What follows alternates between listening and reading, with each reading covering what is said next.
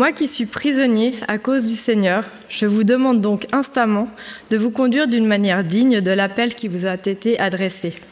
Soyez toujours humbles, empreints de douceur et patients. Supportez-vous les uns les autres avec amour. Efforcez-vous de conserver l'unité que donne l'Esprit dans la paix qui vous lie les uns aux autres. Il y a un seul corps et un seul esprit.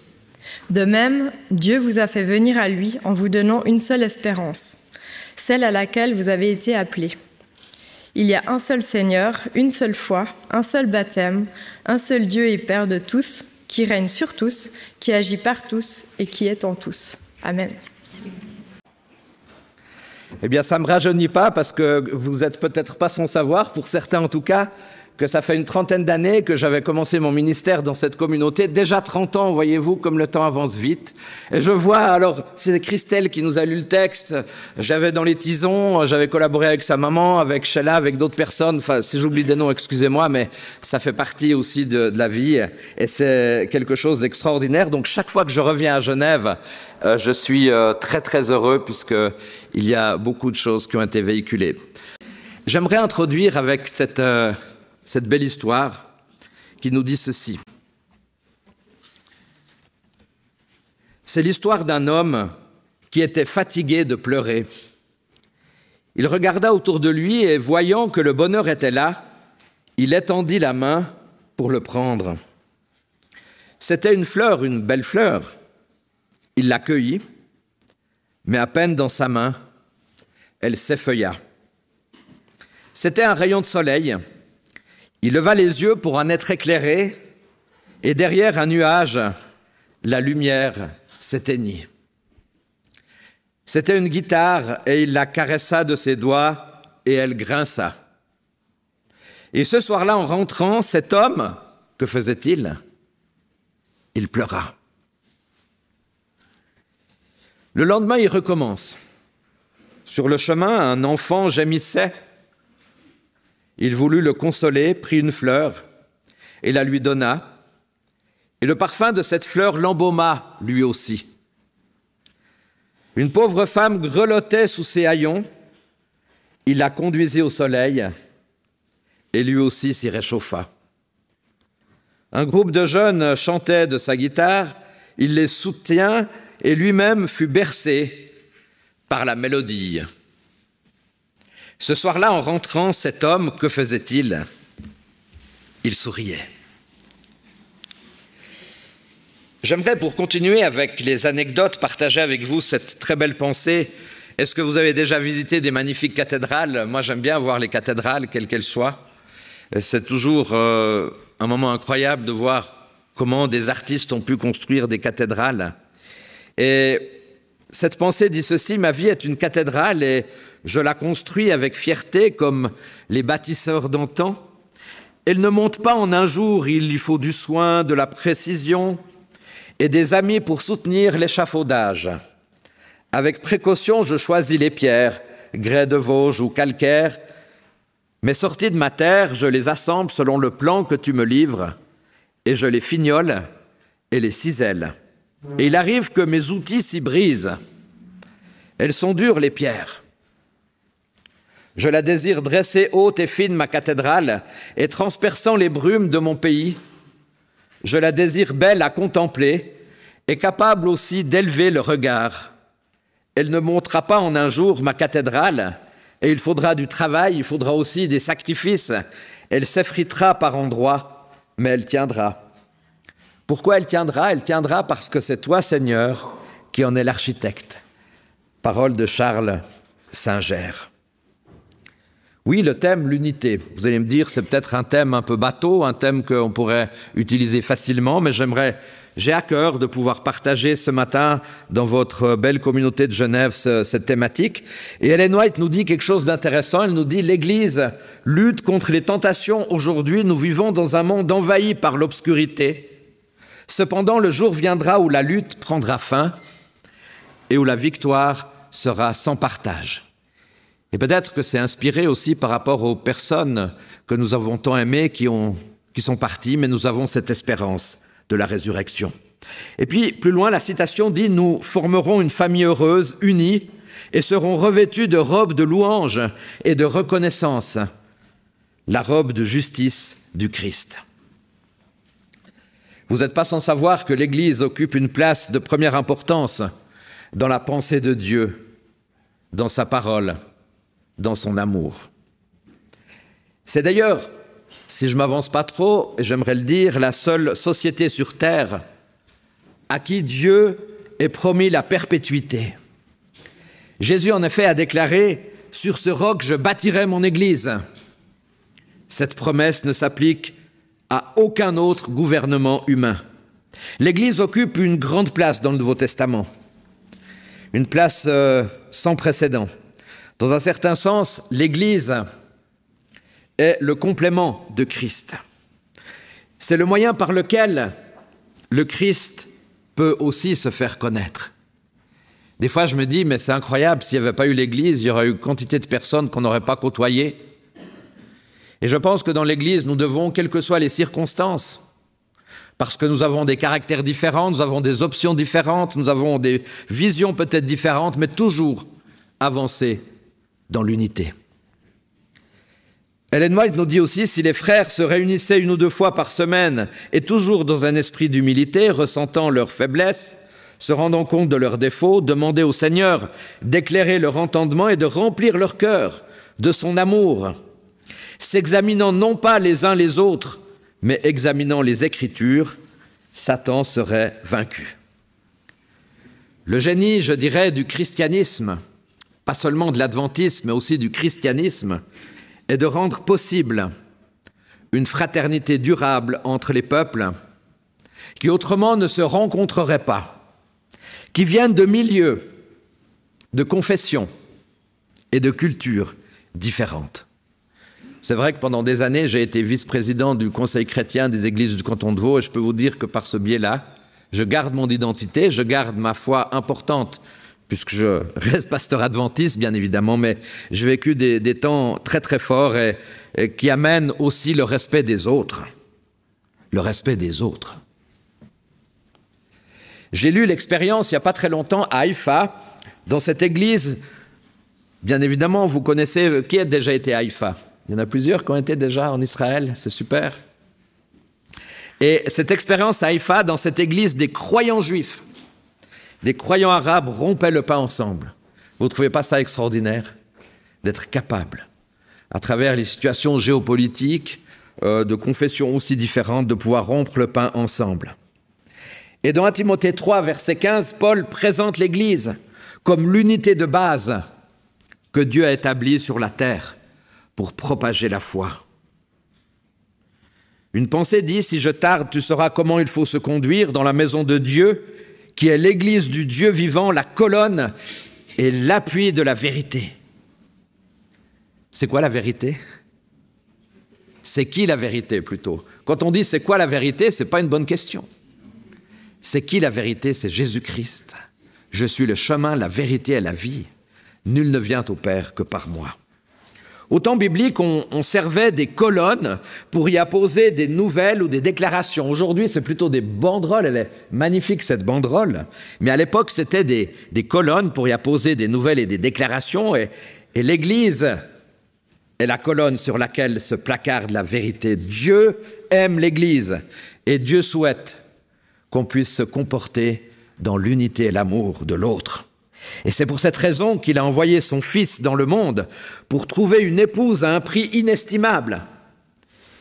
J'ai lu un jour cette citation, il n'y a pas de cela longtemps, dans un calendrier journalier qui disait « Si nous pouvions prendre conscience que l'objet le plus cher au Seigneur Jésus et son Église, nous passerions moins de temps à des choses accessoires. » Mais je sais que ce n'est pas le cas ici à Genève. Nos efforts se porteraient sur l'édification de l'assemblée locale où se cultive notre communion, chers frères et sœurs, fraternelle, notre amour atteindrait chaque membre de son corps. Aujourd'hui, alors que le Christ va bientôt revenir, mais rassurez-vous, je ne fixe pas de date, je ne peux pas fixer de date, ce n'est pas possible, mais comme le Christ va bientôt revenir, on n'a plus qu'une chose à faire, on n'a plus qu'un objectif, c'est d'être unis les uns avec les autres, quelles que soient les situations, parce que nous pouvons avoir des situations des fois qui pourraient être complexes, mais Nous devons être unis, c'est le message que Dieu nous donne encore ce matin, et je suis sûr que c'est le cas ici dans cette communauté. J'aimerais parcourir avec vous quelques-unes des vérités que la parole de Dieu énonce concernant l'Église. Un des premiers principes que j'apprécie, c'est qu'il n'existe qu'un seul corps. Ce texte nous a été lu tout à l'heure, merci beaucoup à Christelle pour la lecture. J'aimerais pas le relire, mais dans Ephésiens 4, verset 4, il y a un seul corps et un seul esprit, comme aussi vous avez été appelés à une seule espérance par votre vocation. Christ est la tête de l'Église, ce n'est pas le pasteur, ce n'est pas les anciens, ce n'est pas les responsables. C'est d'abord Christ, Jésus-Christ. Et dans Ephésiens 5, verset 23, il est dit « Le mari est le chef de la femme ». Vous avez compris, mesdames, hein? Non, mais... Comme Christ est le chef de l'Église qui est son corps et dont il est le sauveur. Je rappelle juste que le mot soumission, désolé messieurs, signifie protection. Donc on n'a pas une soumission stupide à se dire il faut absolument être soumis, c'est la protection. Donc voyez, c'est quand même aussi un enjeu important. Aucun homme n'est le chef de l'Église, Christ est le seul chef. Il est aussi le centre autour duquel elle se rassemble.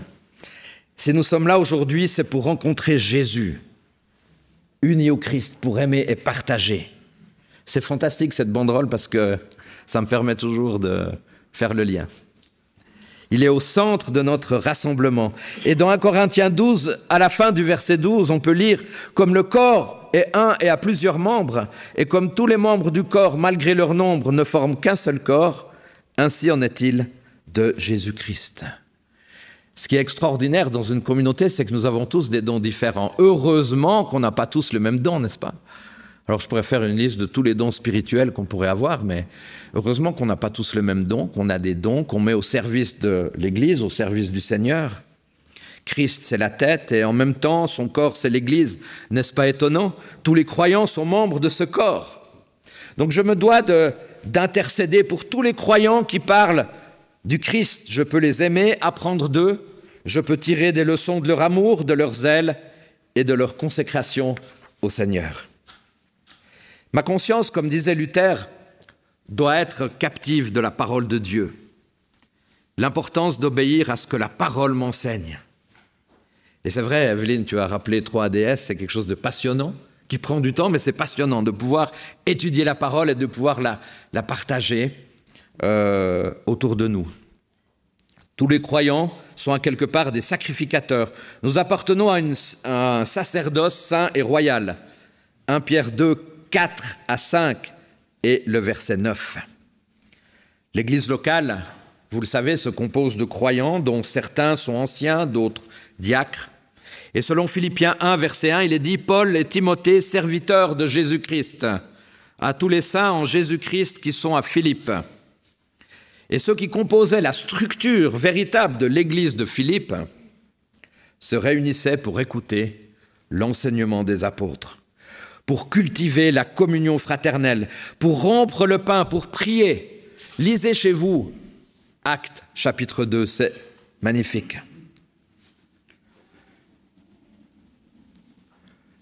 Ellen White nous dit « Nous passons à côté d'une paix si douce, quelquefois parce que nous insistons pour ressasser les côtés désagréables en nous et en nos frères et sœurs. » Et ça, j'ai eu l'occasion, par expérience, de le vivre un peu dans plusieurs endroits, et c'est un problème. Nous avons tous reçu un ou plusieurs dons. Vous êtes tous d'accord que vous avez tous des dons, ou bien? Il n'y a pas quand même quelqu'un, si je redemandais à quelqu'un de lever la main, pour celui qui pense qu'il n'a aucun don. Il n'y a pas de main levée. Ah ben c'est magnifique. Parce que vous avez totalement raison de ne pas lever la main. Parce que si j'avais posé la question inverse, ça aurait fait un peu trop d'exercice. Les dons sont accordés pour le bien de tout le corps. Le croyant ne les reçoit pas pour en faire un étalage égoïste, mais pour en faire profiter le corps. Rien ne remplace la véritable spiritualité. Rien de pire que de voir des gens agir machinalement. Dieu veut des croyants qui ont une réelle relation avec lui, qui marchent selon l'Esprit jour après jour, qui sont en communion avec le Seigneur. Alors, je ne veux pas vous choquer, mais ne nous contentons pas, s'il vous plaît, chers frères et sœurs, d'une doctrine correcte, mais menons une vie authentiquement spirituelle, parce que si nous avons que la doctrine en tête et pas l'action autour de nous, elle nous servira de rien. Je m'excuse. Et avant son exécution, une personne disait à son petit garçon, là où tu entendras parler d'un petit troupeau, pauvre, simple, abandonné, méprisé et rejeté par les hommes, fréquente-le, car là où est la croix, là aussi se trouve le Christ. Si on découvre des principes divins, tenons-les fermement. Lorsque nous saisissons les principes bibliques, restons-y fermement attachés. Mais ces principes bibliques, chers frères et sœurs, chers amis, doivent toujours être basés sur l'amour. Autrement, c'est sec. Autrement, c'est théorique. Et ça n'amène à rien. Ne les compromettons pas et ne nous en éloignons pas. Un jour, une personne m'a dit « L'homme ne possède aucun don qui soit trop grand pour se passer des principes de Dieu. Aucun don, aussi grand soit-il, ne peut dispenser l'homme de s'en tenir aux principes de Dieu. » Soyons attachés à notre Église, remplis d'enthousiasme à son sujet. Soyons de ceux à qui Christ pourrait dire « Oui, oui, oui, tu as persévéré avec moi dans mes épreuves, je te destine à mon royaume. » N'oublions pas que le plus petit et le plus faible rassemblement d'enfants de Dieu représente davantage pour le Seigneur que le plus grand empire du monde. Il compare les royaumes de la terre à une goutte d'eau dans un seau, ce qu'il n'a jamais dit de l'Église. L'Église est le corps et l'épouse de Christ. Et sachons qu'un ancien fidèle au Seigneur dans une Église compte davantage pour Dieu, peut-être que le chef d'un pays. Alors, je voulais dire aussi que le Nouveau Testament consacre aussi plus de place au travail des anciens qu'à celui des rois. Alors peut-être une petite idée un peu ironique, mais démissionnons quelquefois de notre poste de PDG de l'univers et laissons au Seigneur le soin de le gouverner. Nous ne pouvons pas diriger la vie des autres. N'essayons pas. Nous ne pouvons pas diriger l'incohérence de certaines personnes qui ont une certaine, des fois, attitude que nous ne comprenons pas. Nous devons simplement prier pour que le Seigneur nous unisse tous les jours. Ellen White nous dit encore « Personne à part Jésus n'est parfait. Pensez à lui et détournez-vous de vous-même et de toutes choses désagréables, car notre foi s'affaiblit. Si nous nous appesantissons sur nos défauts, nous perdons de vue Dieu et ses promesses. » Alors j'aimerais terminer ce message par une histoire. J'aimerais, d'une façon toute particulière, remercier notre ami Jean-Charles Châtelain qui m'a aidé à réaliser cette histoire. Merci encore Jean-Charles de ton aide, parce que sans ton aide, cette histoire aurait peut-être un peu moins de saveur. Eh bien, j'ai pris quelques outils ici. C'était dans un petit village d'Orient. Peut-être cette histoire, vous l'avez déjà entendue, c'est possible. Je n'invente rien, mais je trouve qu'elle est toujours importante par rapport au message de l'unité. Dans un petit village d'Orient, il y a bien longtemps, était établi un atelier de charpentiers. Est-ce qu'il y a des charpentiers dans cette église? Magnifique, c'est comme le Christ, hein? Voilà, il y avait un atelier de charpentier. Un jour que le maître était absent, les outils se rassemblèrent. Et vous verrez tout à l'heure la panoplie quand même assez conséquente de ces outils. Ces outils se rassemblèrent en un concile sur l'établi. Voilà, les outils discutent, hein, ça y va. Hein. Ah, ça, comme certains comités de temps en temps, hein. Ou bien pas. Ouais, pas à Genève, mais ailleurs en tout cas. Les discussions furent longues. Les discussions étaient très animées, même véhémentes. Il s'agissait d'exclure de la communauté un certain nombre de membres dont on n'avait que trop à se plaindre. Est-ce que nous, des fois, est-ce qu'on n'a pas une petite tentation? Non, bref, j'arrête. Hein. Et c'est ainsi que l'on entendit un orateur déclarer « Exclure la scie ». Eh oui. Merci Jean-Charles pour la scie. Exclure la scie. L'objectif, c'était d'exclure la scie. Vous savez pourquoi? Parce que la scie, normalement, elle mord. La scie, elle grince des dents. Et la scie, elle a aussi le caractère le plus grincheux du monde. Bon, voilà, c'est la scie, hein, c'est comme ça. Voilà, vous avez bien vu, hein. Et si jamais vous la redemandez à Jean-Charles, merci. Un autre s'éleva contre le rabot. C'est la seule pièce que Jean-Charles n'a pas pu me donner. Le rabot, il a le caractère tranchant, il épluche tout ce qu'il touche. Et puis, il y avait aussi un autre personnage, c'est le frère Marteau. Voilà.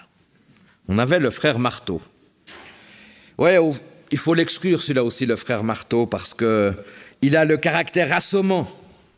Il est tapageur. Vous voulez que j'essaye sur la chair? Non. Il cogne toujours. Il nous tape même quelquefois sur les doigts quand on veut faire... Bon, moi, j'ai pas trop de risque, je suis pas trop bricoleur, mais il peut nous taper sur les doigts du maître et sur les nerfs à tous. Donc il fallait aussi l'exclure. Il fallait exclure aussi ce marteau. Et puis, il y a aussi autre chose là-dedans.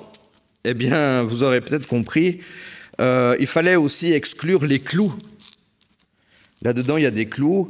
Ouais, il faut exclure les clous. Peut-on vivre avec des gens au caractère pointu? C'est quelquefois difficile, hein, de vivre avec des gens au caractère pointu. Vous en avez déjà connu? Et puis, on souleva un autre cas. Ah, elle est belle, Jean-Charles, ta lime. Bravo. On souleva le cas de la lime. On souleva même le cas de la râpe. La lime, la râpe. Voilà des objets importants. Oui, mais parce que ceux-là, ils provoquent des frottements continuels, eh bien qu'on les chasse. Et puis qu'on chasse aussi, à quelque part, c'est important de chasser le papier de verre. Voilà un papier de verre. Pourquoi il faut chasser les papiers de verre? Parce que la seule raison, il est toujours de froisser en fait. Donc on n'aime pas froisser. Mais le papier de verre, il est là pour froisser. Alors, bien évidemment, on discourait, il y avait des grands tumultes, tout le monde parlait à la fois. Quelquefois, le président de séance veut dire, essayez de parler chacun, pas tout le monde en même temps. On n'oublia pas non plus, oui, il ne faut pas l'oublier, les ciseaux. On n'oublia pas le ciseau, quelquefois trop brutal avec ses éclats de bois. On n'oublia pas non plus, autre chose encore, le tournevis. Parce que le tournevis, il vous fait quelquefois tourner la tête. Alors l'histoire ne dit pas qui accusait ainsi, je ne vais pas reprendre les objets, mais qui accusait ainsi du marteau, de la scie, du rabot, du papier de verre. Mais à la fin, c'est quoi le résultat? Tout le monde était exclu. On n'a pas tellement avancé là. On n'a pas tellement avancé. Et quand le maître charpentier revient, le discours prend fin, tout le monde se tait, on le voit s'approcher de l'établi, il saisit une planche, je n'ai pas pris de planche avec moi, il va scier la planche qui grince, il va raboter avec le rabot qui épluche tout, le ciseau qui blesse va pouvoir faire quelques entrailles, le papier de verre va tout niveler, le marteau va cogner sur les clous pointus, et j'ai oublié encore, non, je l'ai dit tout à l'heure, le tournevis. Oui, le tournevis fait tourner les vis, bien évidemment. Et bientôt va sortir des mains du charpentier, vous savez pas quoi? Quoi? Je n'ai pas compris. Un berceau peut-être, mais là, ce n'est pas un berceau, mais c'est une magnifique chaire pour prêcher l'évangile. Et surtout, cette chaire, il faut prêcher l'évangile avec amour. Ainsi ont coopéré pour une œuvre magnifique des outils qui ne se trouvaient que des défauts, des grossiers défauts, mais qui, maniés par la main céleste, vont devenir tellement efficaces pour collaborer avec son œuvre. Alors que le Seigneur nous aide, que le Seigneur nous garde, à peut-être garder cette dernière image pour se dire que quelquefois, ce n'est pas toujours simple, les choses de la vie. Nous sommes tous humains, nous sommes tous différents, mais nous voulons être unis. Et peut-être Je vais vous dire, ça vous dit quelque chose, ça? Pour les plus anciens, ça ne vous rappelle pas quelque chose? Eh bien, j'aimerais vous dire que cette chaîne, je l'ai utilisée dans ma première prédication à Genève, il y a de cela déjà 30 ans. J'avais pris déjà cette chaîne. J'avais un autre message, c'est vrai, mais aussi sur l'unité apparemment. Si vous enlevez un maillon de cette chaîne, tout va s'écrouler.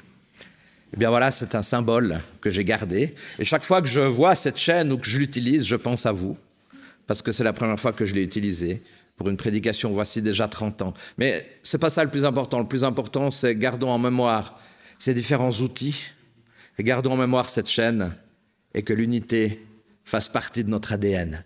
Amen.